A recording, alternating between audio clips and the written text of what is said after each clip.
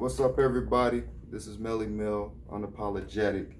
I'm here back at home, Ski Town, at the one of the most greatest barbershops in the ski. Been here for a while. Fancy Yancy's. Been a big part of the community for a lot of years, man. But I had to come and holler at him myself because you got to hear from the OG. You got to hear how he brought it up, how he made waves and everything of that sort. So let me introduce to the man like no other, Mr. Fancy Yancy. How you doing, brother? Doing good, man. That's good. That's good. All right, man. Now, before I started interviews, a lot of people told me to come to you first because you've been doing it for so long.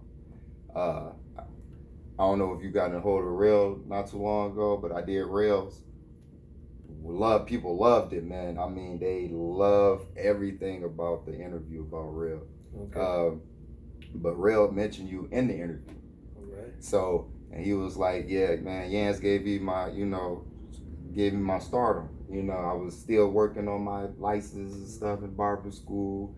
And, he was like, as soon as you get it, you come on in. Mm-hmm. And I was like, yeah, that's all like, yeah, it's 100% all day, every day.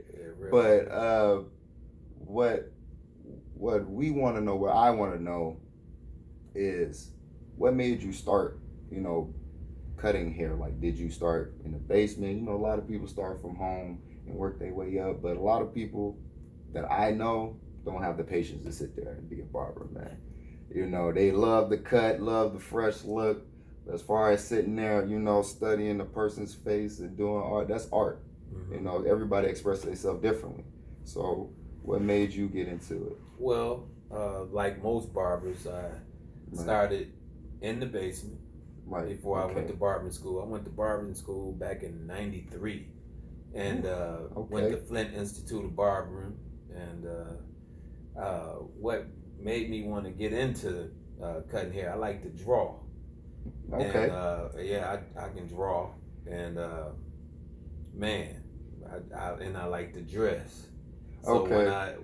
So a little design going on. Okay. Yeah. So what happened? I was working. I started working at New York and Menswear in Muskegon. Right. Back when I was a teenager, and I got used to the money. Working in the place, the store got all my money because the money I made, I put back into the store already, huh? For the clothes. Okay. So, and I was wondering, like, what field could I go in to be able to make some decent money and be able to dress, and I started and it just blew up from there. When I graduated from Barber College, I went and worked for down on Virginia's Barber and Beauty Salon. Oh, okay. Yeah. That's Norris. Yeah, Norris down there now. Okay. That's my man. Yeah, Norris, my man too, as well as Real. And that's what's up. I went down there and worked with Mr. Russ. Mr. Russ was working down there at the time. Right. Okay. And Mr. Russ is my mentor. Like, he took me to the barbering school. He got me signed up and everything when I was like, 20 years old. Oh, so he helped. He helped, man. Mr. Russ to it. Okay. Mr. Russ is like the bigger part of everything with this business, with me. Wow. I worked with him. Mr. Russ was my school teacher for one. And, I used to go down to the shop and watch him cut hair, and I could draw, so I would just watch him. At that time, early 90s. If you got a haircut by Mr. Russ, it was like Real. You know what I'm saying? Right. That was that art right there. Yeah. That was the truth. So you was it was like a signature haircut. And he took me up there. I was gonna go to school, going to school for something my cousin went to school for, and he was like, man, listen, you can go on and go to barbering school first. Then you can go there, and if you decide, once I got started cutting, man, I'll start cutting celebrities. Like, man, I done cut celebrities like the Barges. Wow. The Barges, Melvin Riley from Ready for the World over in Flint, Michigan. Yeah, my man. cousin That's awesome. That's tight. Yeah. So that's tight. In Rome, I mean, a lot of celebrities that come here this way, they would always stop and show some love. Yeah. Man, that's respect. That's I like that. I like that. I like that. Now that just goes to show like that you paid your dues, man. Like you really hustled for what you wanted, pretty much in all aspects. You cross your T's, you dot your I's, and a lot of young entrepreneurs that are just now getting into the whatever they're doing, whatever platform they choose, they don't have that guidance like that, like not like it used to be, right. Like you just explained. Mm-hmm. So what would you tell a person that's that comes to you for advice? What would be the best type of advice to give an individual? Okay. I would tell them, listen, and stay true to your dream. Don't never try to do something that you don't want to do. I mean, if you want to do this, stay true to it. Right. Yeah. Just stay true to your dream, man, and follow your dream. Sometimes it takes a while to get started, but I'll tell you one thing. Right. Once you get started with this and doing it well, you won't look back. I mean, you won't have a broke day. You wake up broke, and by the end of the day, you feel like a king. Yep. So the way that you explain it pretty much is once you get your feet wet, you got to bump your head. Everybody does. So once you get your feet wet, surround yourself around the right people. So that's what you always told me when I used to come talk to you. Surround yourself around the people that wants what you want. Not exactly what you want, but have that drive, to have something about them that pushes them to the next level. Mm-hmm. And that's what I took from you from that day. Yeah. That was a good day for me, man. That inspired me to actually push beyond my limits of what I'm doing now. And so, also, man, I have to ask, man, back in the day, what was the best haircut? Like, what was the haircut back in the day? Okay, back in the flat tops with the design. Kid and play type of. Kid and play. You have to be the man to be able to do that, man. I what mean, you mean? That ball fade with that flat top, and make sure. I mean, both sides got to meet. You got that blend, but that blend being it, because on the side you have to have that fade just right. Right. Blend it in just right, because it'll look like a skillet bowl if you don't do it right. So you had to make sure you do that perfectly. That's what was in. And then the regular cavadas, I mean, what they wearing now, pretty much the same. Even haircut, but I was one of the ones that started that design, that putting them designs in. I'll say so, the swirls and the stars and they stuff. Used to call it the fancy part. That's what it. Okay, the fancy part. That's the famous right there. Oh man, I had Muskegon Big Reds and Muskegon Heights merging in my shop at one time. Every time they had a basketball game where they played each other, right? I had them both, and and they was waiting. I would cut all the way up like Real doing now to 2:30 in the morning, cutting, and I be tired, man. And one be like, man, can you get my cousin? He want one bad, yes. Yeah, he'll pay whatever. I be like, ooh, my feet can't take it, but I do them. And then it would just start overwhelming. Like I could never go places. Other people always was late for different engagements because I had to cut everybody. People. Yeah, right. Cut everybody to go. But man, that's one of the best things that I could have done, man. And being self-employed. I mean, I believed in myself. Right. Other people believed in me. Mr. Russ, my mother. I had different mentors. Different, like Glenn Chapman. That was my homeboy. Kenny Terrell. Yeah, my barber. Oh, you know, wow. that he was another one. And different, I used to see like Mr. Bird. I used to see how all these barbers was living so good. You know, they was living like large. fluctuous life. Mr. Vance Barber, he was one of them, you know. But mainly Mr. Russ, man. Mr. Russ, I owe all of it to Mr. Russ. Mr. Russ showed me everything. I mean, I've been on the road back and forth with Mr. Russ. You know, I just watched Mr. Russ and how he did things. Now, what Mr. Russ, the difference in him, and I like to give back too. I like to give back to other kids, but Mr. Russ would let us get our haircuts, and then we pay him, and then he'll go buy us a Skrill's pizza, buy a Skrill's, go take us out with to your eat money. with the money. So he was like, shoot, we gonna go eat. Mr. Russ gonna take us out to eat. I'll be last. Man. You know? But that's funny. That's funny right there. Yeah. That's funny right there. Mr. Russ, yeah. But at the same time, I see the love. Yeah. I see the love. Yeah. I really do, man. I really do. But what was like the hardest thing to do?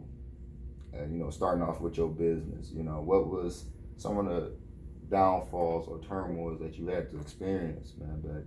Well, I did things like trying to, instead of asking questions, I kind of did things on how I thought it should have went. Like, it would have been smoother if I had to ask somebody first before I opened my business. I was working in a salon down the street, and I was paying booth rent there, and I had just bought my house. So I was paying for my house, and then I was paying for my spot that I was paying rent on and working to get the stuff put in the building and buying the stuff. Oh wow! So you was doing a lot. I was going. I did the right thing backwards. That's what happened. I did the right thing backwards. Whoa! I gotta give a shout out to Miss K. Shabazz too. You know, she had a lot, and Miss Virginia Moore. They had a lot. Barb Baker had a lot to do with my my success, man. That's awesome. Yeah, man. That's a blessing. And my mother. Oh yes, Deborah Harris. You gotta put Mom Dukes in. Oh, there, I got to put her in there. got to. You have to. Yeah, because a lot of that money that you think that you have, you end up finding out that you're gonna need some of your mama's money, and you just a little help, Mom. Yeah, just a little bit. Just a little push. Yeah. That's a little push. I hear it.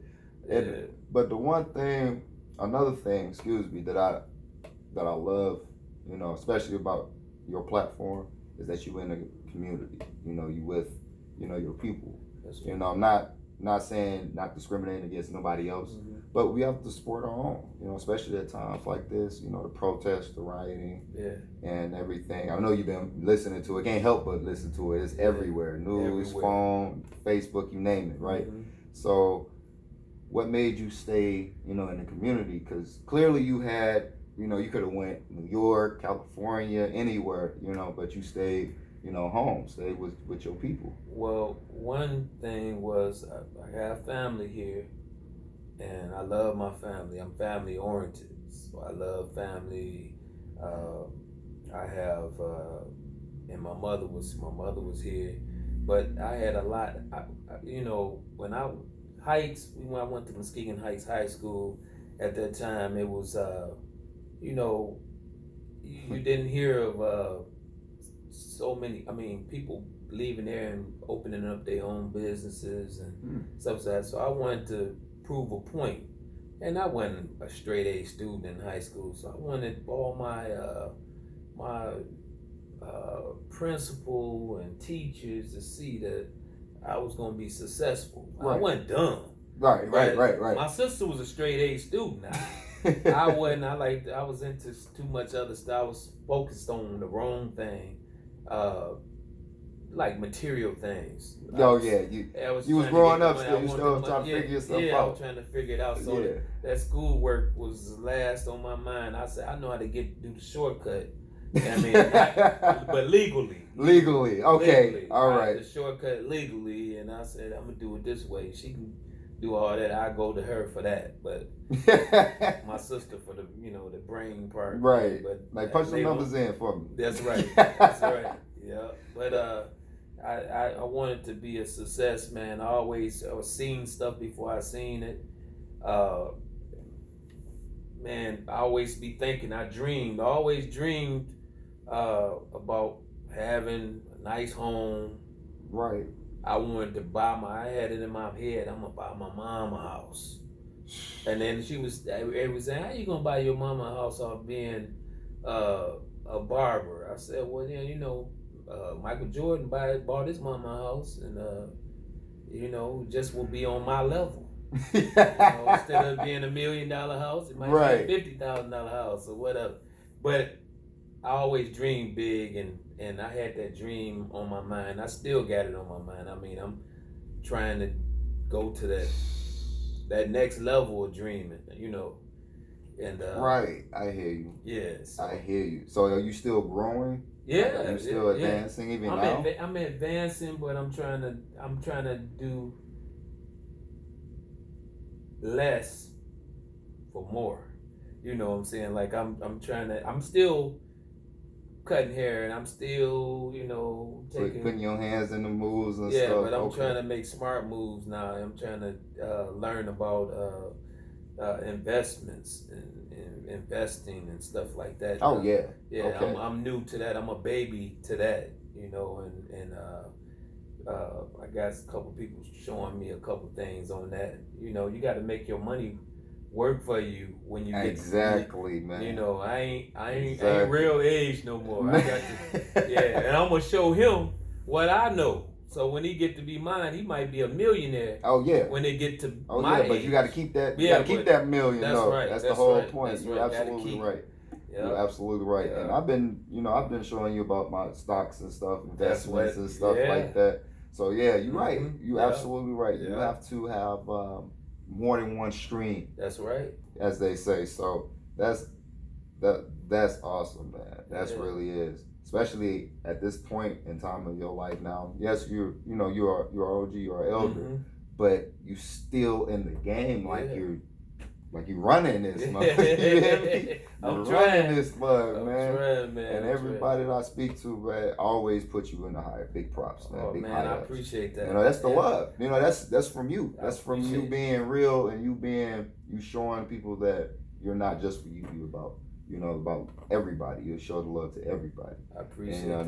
That's an honor. That's a blessing right there, man. Appreciate that. That made me feel good, man. Oh man, I had to. I told you I had a surprise for you. I had a little surprise for you. Yeah. But thank y'all for tuning in, man. Unapologetic podcast. Please tune in on Anchor, Spotify, Google Podcasts, and others.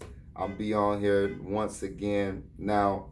We're going to do a follow-up on Yance, man. We have to.